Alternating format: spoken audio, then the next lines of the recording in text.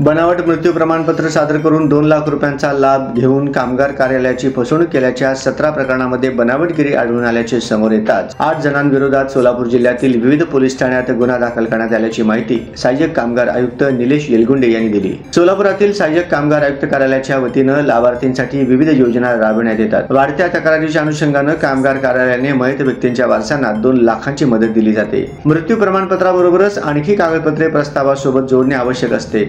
मात्र काही लाभार्थींनी बनावट मृत्यू प्रमाणपत्र जोडून लाभ घेतल्याची माहिती पडताळणीनंतर समोर आली आहे। सहाय्यक कामगार आयुक्तांनी विविध पोलीस ठाण्यात गुन्हे दाखल केले आहेत। बांधकाम कामगारांच्या बोगसगिरीला चाप लावण्यासाठी आम्ही गोपनीय पद्धतीने बोगस लाभार्थी शोध मोहीम सुरू केली आहे। सुरुवातीला मयत वारसदारांना देण्यात येत असलेल्या लाभाच्या प्रस्तावांची पडताळणी करून तपासणी केली। मृत्यू प्रमाणपत्रे खरे की खोटे हे तपासले। बोगसगिरी आढळून आल्यावर गुन्हे दाखल केले। ही मोहीम पुढेही कायम सुरू राहणार आहे, अशी माहिती सहाय्यक कामगार आयुक्त निलेश येलगुंडे यांनी दिली आहे।